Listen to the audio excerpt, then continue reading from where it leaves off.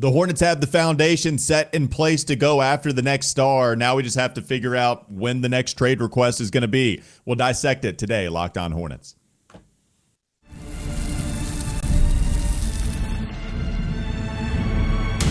You are Locked On Hornets, your daily Charlotte Hornets podcast. Part of the Locked On Podcast Network, your team every day. In a minute, cuz we live. Thanks for making Locked On Hornets your first listen. We're free and available anywhere you get your pods. That includes YouTube. Doug Branson is here. Go check out his Substack, everyhornetsboxscore.com. Also, Evan Hale producing behind the scenes every episode, also contributing to everyhornetsboxscore.com. And I'm Walker Mail. Listen to me, WFNZ, every weekday from 12 to 3 p.m. Sports Radio 92.7 FM. Do we have more pressure topics today, or are we done with the pressure-themed week? I have more pressure topics. I'd like to do Moose versus Hannes, but I think we'll have to wait on that okay. until next week when we also, I think, get to the number one who wore it best. Actually, no, you know what? I'm on vacation next week, so I don't know if we're going to get to that.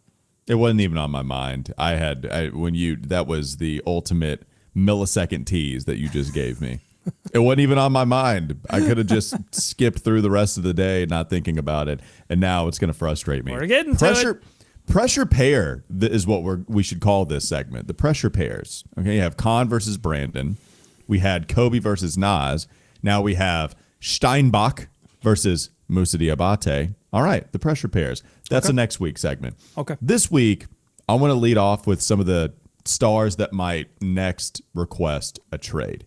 Because I think this is the ultimate move the Hornets are going to make whenever we have our next disgruntled All-NBA player, our star in the league. Because we have the foundation. The bed is nicely made. You even have a couple throw pillows on it. It looks beautiful. Who's going to lay in that bed? And I think that's what Jeff Peterson has to decide. Who wants to come to this bed and breakfast here in the Queen City? And you start to look at some of the trade. I guess the odds, not even the odds. ESPN did this trade request type of like point system on the next stars that might ask out next. And it's a bunch of names that we kind of, we didn't like when we started mentioning it. Here are the names: Anthony Davis, Kyrie Irving, Kevin Durant, Zion Williamson, James Harden, and Jaylen Brown. Hold on. Right. We already did this, right? We can't go completely against what we were kind of entertaining at the beginning of this Jaylen Brown saga. But that's the most attractive name. And man, basically what they did when they had all the NBA insiders rank the most likely ask outs, it was basically consolidating a whole bunch of dudes that have done it before. Anthony Davis, Kyrie, Kevin, Zion Williamson, kind of, and James Harden. Just go after the usual suspects.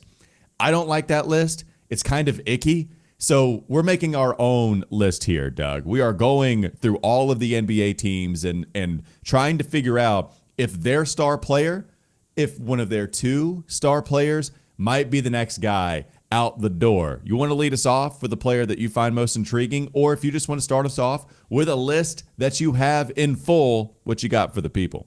Yeah, this is interesting because I think there's a little speculation involved here. There's a little bit of prediction, some projection to figure out not who's disgruntled right now or who even could possibly, like you said, this list of players that have been disgruntled before, but who could be disgruntled next?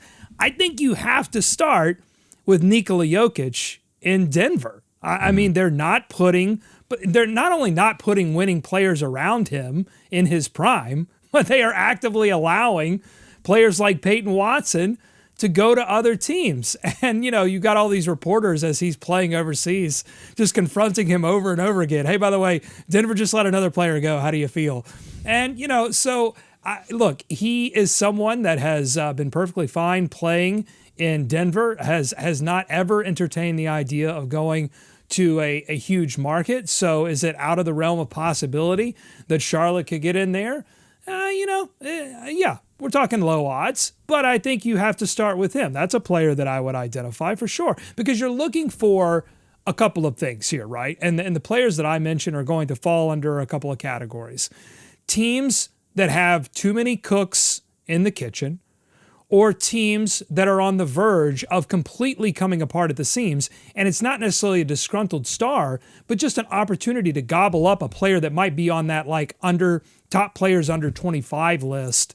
To me, those are the two situations that the Hornets will have to look at when trying to get their next star player.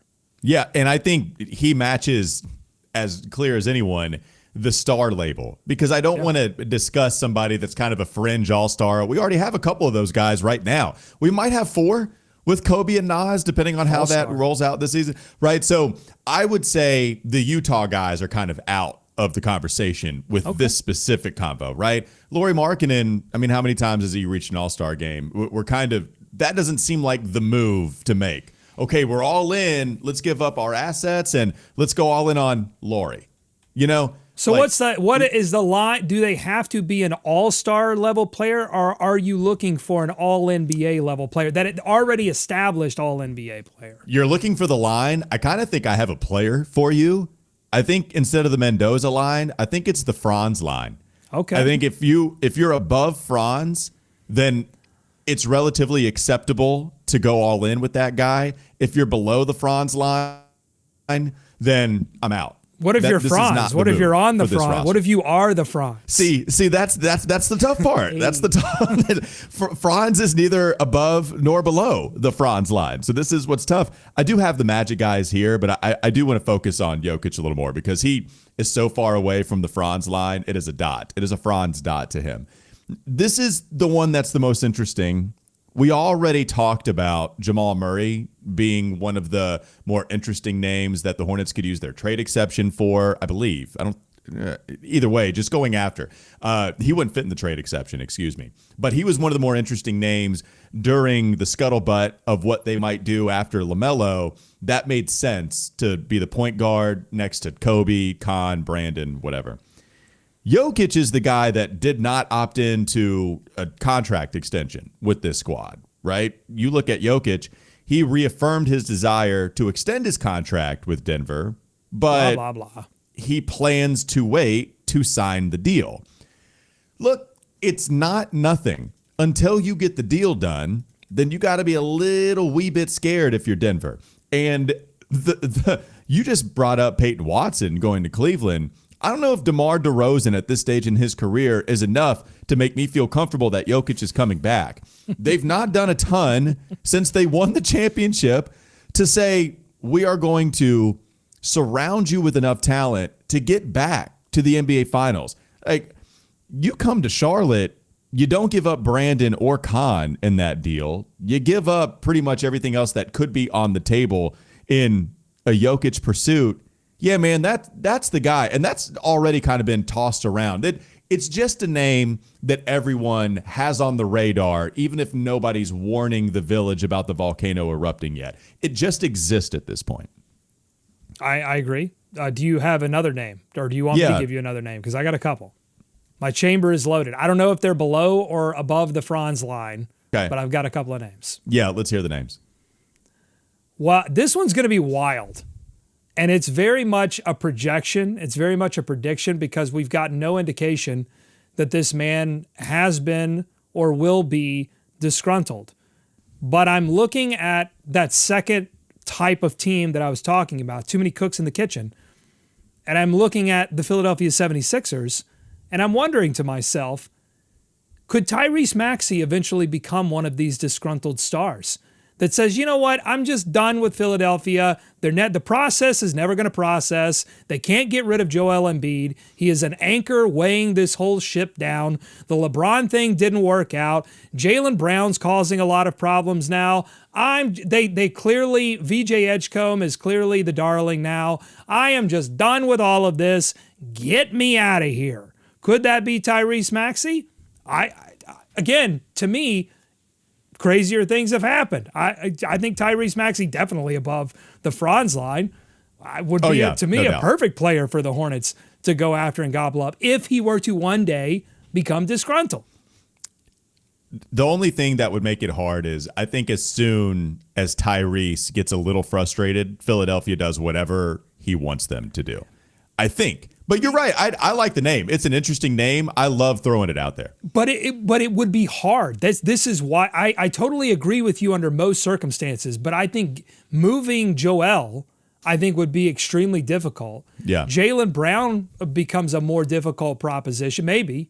I just and also like I wonder how much faith he would have in that organization, even though it's under new management now with Gansey and the guy from Golden State. But maybe he's just like, look, I don't know. I want my own opportunity somewhere else because and because I'm projecting here that the whole Philadelphia experiment that they're doing turns out like, the Lakers, the Lakers did it twice, once with Peyton and Malone, and the next one was Nash and Howard. Like if it turns out like one of those situations where you try to get the super team, but it just ends up being super doo-doo, then maybe Maxey says enough is enough. I like Tyrese Maxey, as I mentioned here. Just they mess around a little too much when Tyrese is supposed to be this ascending MVP candidate more than even just an all-NBA guy. But now you have LeBron taking the ball out of his hands. VJ Edgecombe, you're still trying to please him instead of just putting him in the corner and allowing him to cut where he's the fourth option on that team now. Maybe he doesn't want to play alongside Jaylen. Maybe they give Jaylen Brown some kind of extension. I'm with you. I think there's a Tyrese Maxey disgruntled storm watch. Not a warning, but like it's definitely a watch. The conditions, it's in the beginning stages of a potential watch, but I like the name. Okay, before we move on, let's just talk about the Magic guys because we can figure out if Franz is above the Franz line or is Franz below the Franz line. You look at, you might think, hey, Lauri Markkanen, you said he's below that. Well, he just averaged 26 a game last year, and you're just trying to brush him off the shoulder. Franz has the injury history. Markkanen's only played 40 games really each of the past 2 seasons, but how much of that is the, egregious tanking? I think a decent amount of it. So Franz didn't shoot well from 3. Really, it's kind of been lackluster from distance the last few seasons. Last year, he was a little bit better, but still not great. You do have the two-way play from him, which is what I think allows you to kind of hover over this line. I would ultimately, Doug, I actually think Franz is below the Franz line, and Paolo is above it with the skill set that he brings. But I still don't know if the Magic guys are the ones that I'm going after. Those are big enough names to at least kind of like ping pong around for a little bit. Paolo is another person that needs the ball. He can pass. He's great in the paint. But I don't know. It's just something about Paolo, especially with the way that the Magic played in the regular season last year. Yeah. He was like a bleep you dude in the postseason, and we'd love to have that. Can you put up with some of the regular season headaches enough to trade real assets for him? I don't know. I feel like some of the Magic guys I wouldn't go after even if they were disgruntled. What say you? Well, if we're talking about going after a player that could elevate this team into the playoffs, Franz and Paolo haven't been able to do that with the Magic, or to playoff series victories, I should say. They haven't necessarily been able to do that with the Orlando Magic on a consistent basis. So I don't know why you would look at either of those guys. And Paolo in particular, I think a lot of ink and audio has been spilled on how, like you were saying in the regular season, Paolo actually drugged them down in terms of both his offensive efficiency and his defensive intensity. I just don't think either of those things fit with what the Hornets are trying to do, despite the fact that he does turn it on in the playoffs. I think the Hornets are looking for 24/7, 365 dudes. That doesn't seem like what Paolo is all about. Okay. I like how, by the way, Franz can be everywhere all at once at the same time. Above, he is the line. He's above the line. He's also below the line. The Franz line. It's a thing. Coming up next on the Locked On Hornets podcast. Bees everywhere! I got more names on the list. Let's go through them. The next disgruntled star the Hornets could go after. We'll get to it coming up next.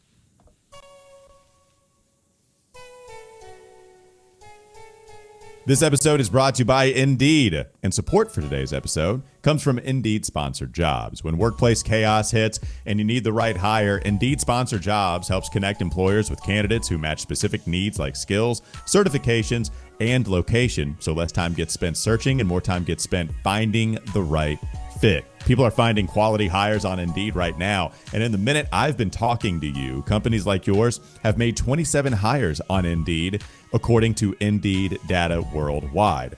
So spend less time searching, more time actually interviewing candidates who check all your boxes. Less stress, less time, more results. When you need the right person to cut through the chaos, this is a job for Indeed Sponsored Jobs. And listeners of this show will get a $75 sponsored job credit to help get your job the premium status it deserves at Indeed.com/podcast. Just go to Indeed.com/podcast right now and support our show by saying you heard about Indeed on this pod. Indeed.com/podcast. Terms and conditions apply. Need to hire? This is a job for Indeed Sponsored Jobs. More Locked On Hornets ahead.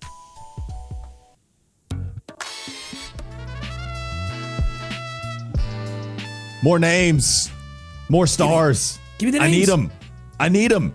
Jokic, Tyrese Maxey, the Magic guys, and we continue. Any other name? You said the chamber is full here. What else you got for me? Well, inevitably, it's going to end up being Denny Avdia or someone. I'm not advocating for that. Yeah. I just, that's my Hornets trauma speaking. My Hornets trauma speaking says it's going to be Franz. It's going to be Denny Avdia. But a name that we mentioned pre-show that might be on your list is Dillon Harper. I think Dillon Harper has to be on every team's disgruntled future star watch. I don't know if that's next offseason, but something that you could look to in a few years. And to me, it has nothing to do with his relationship with De'Aaron Fox and is De'Aaron Fox suppressing him and his minutes or his role. They could give Dillon Harper the starting role, put Fox on the bench, give him all the minutes. Ultimately, I don't think it's going to matter because Dillon Harper wants to be that dude on a team he believes he's that dude, and I don't think he'll ever be satisfied playing under the shadow of the alien, Victor Wembanyama. He is going to someday want his own team. You have some great names here. The names are intriguing with Tyrese Maxey and Dillon Harper. I think with Dillon, that's one of the more interesting scenarios that it's probably better than anything I got on my list. Let's just ditch all of that, throw it in the trash can. Dillon Harper, if you really don't want to play with the alien who complements your game pretty damn well, like I know that Kyrie Irving did this thing where he decided that he needed his own team. He didn't want to play under the shadow of LeBron James. I get it. And even those guys were still friends afterwards, I guess, after a while. But even still, is Dillon Harper going to be like that? Or is he wired hard enough to want to win championships? And he'll do it because he has the guy that complements his game offensively, defensively, all that much better. It's not like he's necessarily sharing being the engine a ton with another guard that's trying to take his spot unless we pivot to another name that I also find very interesting, Stephon Castle. What if we just have the wrong Spurs guard here, Doug? Now we get to a place where can he really be an engine offensively? Does he fit he's a top 10 MVP candidate type of guy? What if he gets frustrated playing in not only the shadow of Wemby, because he can play well next to him, but what about Dillon Harper? Like that might be an interesting pinning of a pressure pair, if you will. Castle, another name to consider. Absolutely. I mean, I think Spurs, Sixers, Wolves. I think the Wolves are quickly turning into a too many cooks situation. Anthony Edwards, baby. He's mad. It didn't work out. Can you imagine? It would be.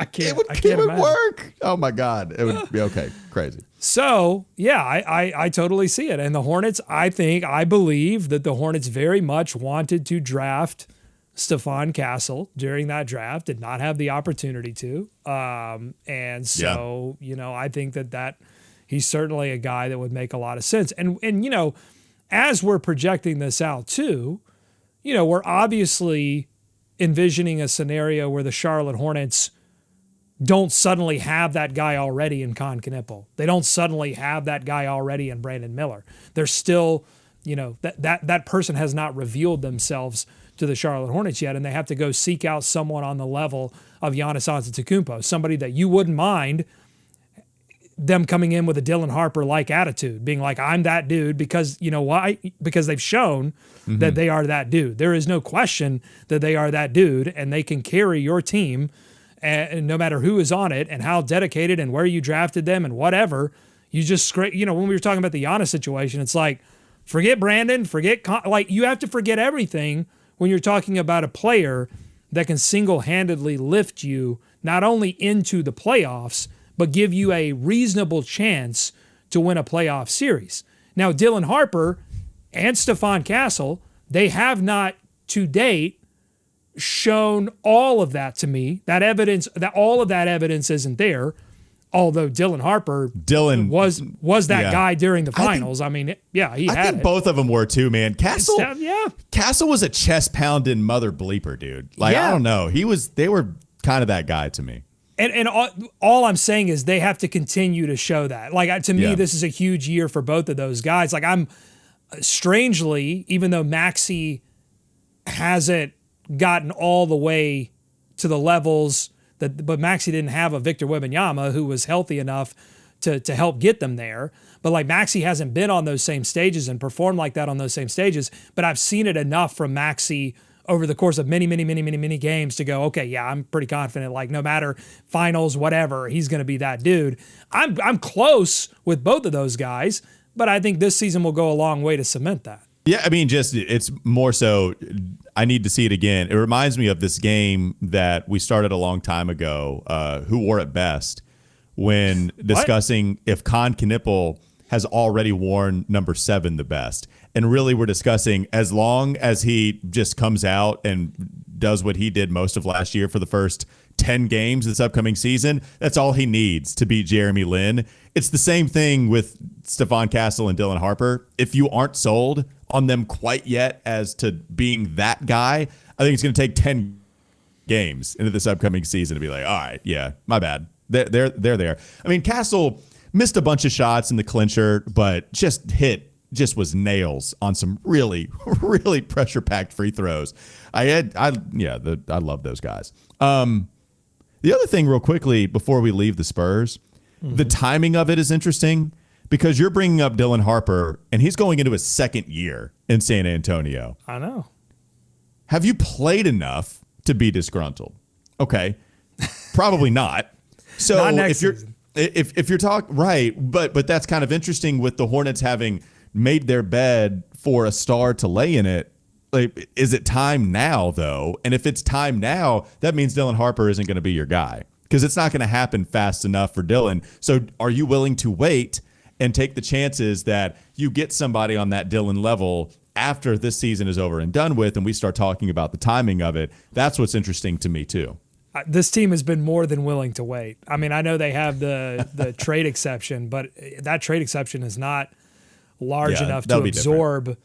It would be large enough to absorb a Harper, but it wouldn't be large enough to absorb some of the mega contracts of the already established stars.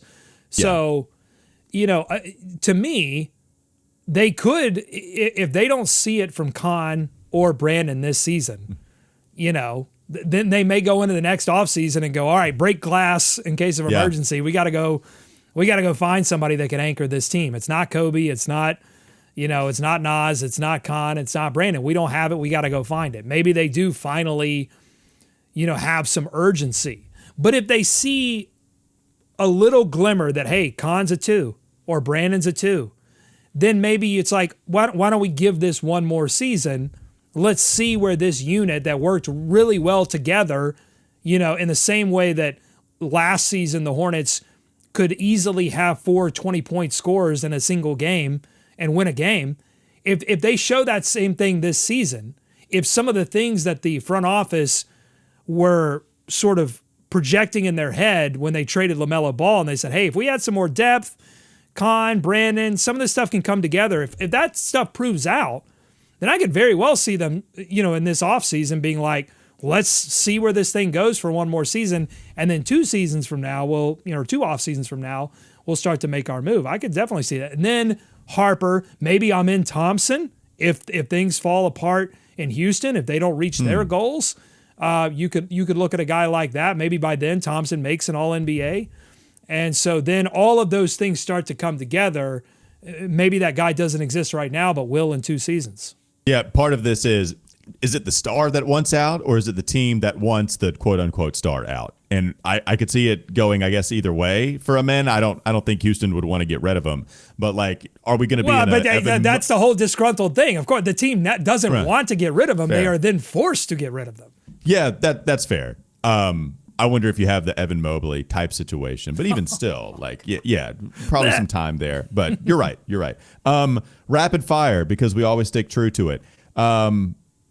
OKC guys, you know what's funny? I think of Chet Holmgren. We threw around his name a little bit in the offseason. I think Chet Holmgren is one of those gruntled. I think he's fine. I don't think he's disgruntled. I think he's Perfectly just gruntled. fine. Because, like, he didn't want the smoke against Wemby. And I think he might just want to be utilized in a role in OKC, where he just wants to be the third banana. And please don't ask any more of me, and I'll just dominate this role where I average 20 a game, 17 a game. I'm going to be a first-team all-defensive member. I'll just go ahead and be second place every year in Defensive Player of the Year award voting to Wemby. I think he's probably just, like, happy with where he is. I don't know. I could see it. J-Dub, Jalen Williams, those cats are different down in OKC to me, Doug. I think they're just fine with what's going on. Anything could happen, but I don't see those guys as being particularly frustrated. No, I don't see either of those as a number one option. I mean, I think OKC did something special in assembling all of those players, but I don't think they have. To me, that's a too many contract situation, but it's not a too many cooks. They are perfect. OKC is perfectly balanced in terms of who knows what role they have and how many shots they're getting and who's the number one and who's the number two and who's the number three. And I don't see that changing. And I think it doesn't change because Jalen understands I'm a two. And if he doesn't understand that, I don't think the Hornets need to help him misunderstand that. I mean, or Chet. I don't know if I understand that. I love me some J-Dub. I think if he's healthy, he was Number an absolute dude. In the NBA Finals, he was giving you a 40 burger. I don't know, man. Jalen Williams is pretty gross. I might go after J-Dub. Rapid fire. The other one we haven't mentioned, Steph. The thing about Steph Curry, don't get us started. Hold on, let me just say they are about to enter he's about to enter extension talks with Golden State on, I believe it opens up on Saturday, and they're expected to open those talks. So there's 1 year left on his contract. You and I kind of had a semi-scoot moment when you and I were both in lockstep on wanting something pretty badly, and it was a little controversial. And we wanted Steph this offseason, and we were even talking about trading for Steph when everyone else was discussing he's got 1 year left. Let's just let this year play out and then sign him to a free agent deal, which is understandable, okay? You don't have to trade for him. His being angry with Golden State might just lead to him not signing an extension and at 39 years old deciding to do the LeBron James thing and sign with the hometown team to where you don't have to give anything up. And now you, Steph, Kobe, Khan, Brandon, Nas, it's just the most insane offensive lineup I think I've ever seen. It's just, oh my God. Anyways, so Steph is a little interesting just because he's got 1 more year left.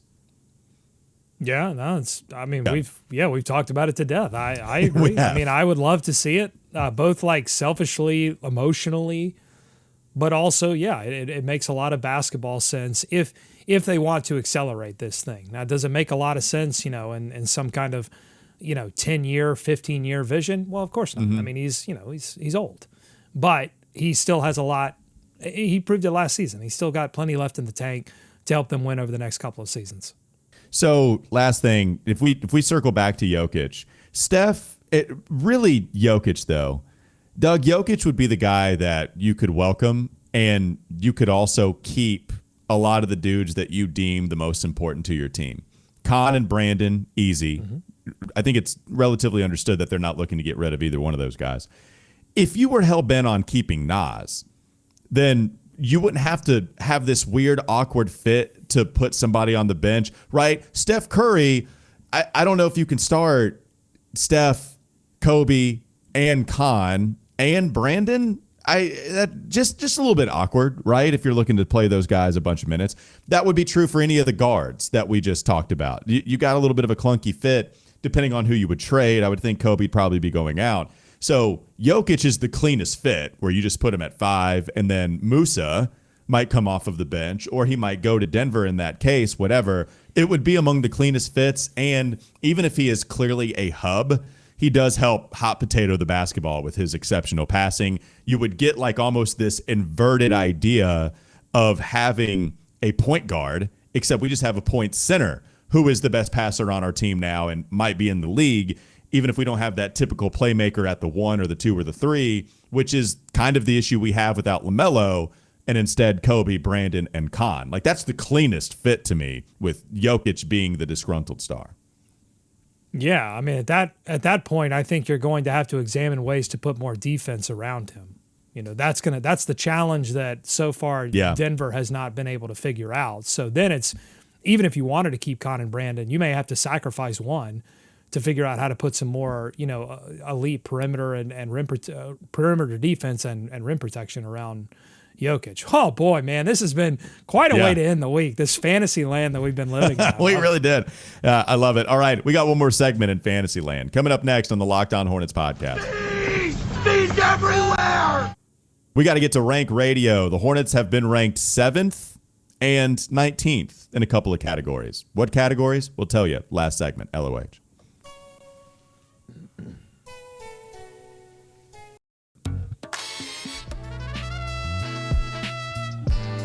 Let's go with the first ranking. Doug, what you got for the people? Rank radio. We're back at it. Law Murray from The Athletic out with his latest NBA power rankings and has the Hornets in 19th. Top 20, but just barely. 19th. Last ranking was 17th, so they're down 2 spots. And he has them at the top of tier number 4 that he titles Not the Tier to Fear.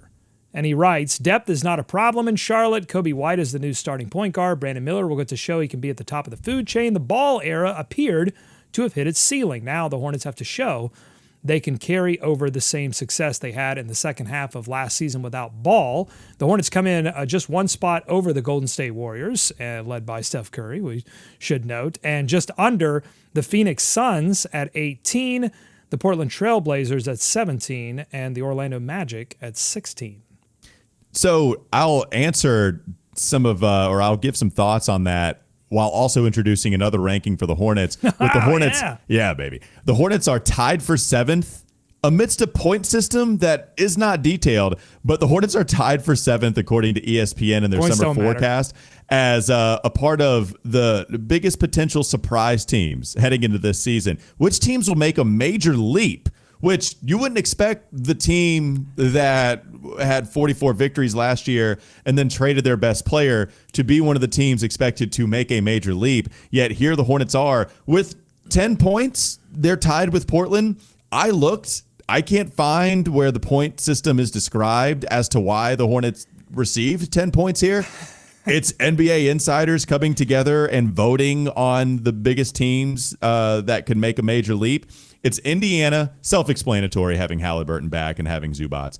Utah, also self-explanatory with all the moves that they made. The Wizards, same. Like, they all make sense. Indiana, Utah, Washington, Dallas, Philadelphia, Atlanta. And then there's Charlotte and Portland, where, again, the Hornets trade LaMelo. The Hornets are going to be a nerd's analytics darling. And they're going to say, guys, the numbers say we might just have something scary. There might be something to fear in the Queen City. And it's just kind of interesting that runs in direct contrast with the very idea of trading your best player, but also with the ranking you just dropped, Law Murray having the Hornets as the 19th best team in the league. So let me just say that all of this makes complete and total sense to me, that you would have them 19th in this Law Murray ranking and that some other experts at ESPN would have them as a leap team, because I've been repeating this over and over this offseason. This team right now is a total what-if team It's a total prove-it team. So many players. We do the pressure pairs. We can do it with every single player on this team.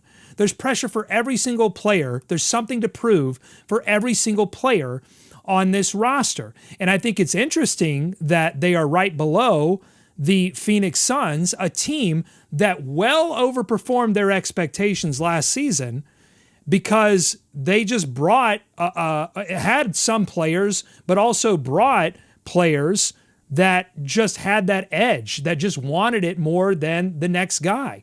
And the Hornets can be an analytics darling. I agree with you. I mean, and they even gave their first one of their first round picks over to the analytics guy, Patrick Harrell, and said, hey, go find us our guy. And it was Hannah Steinbach. They can be an analytics darling, and they can win on the analytics because they're going to shoot a lot of threes offensively.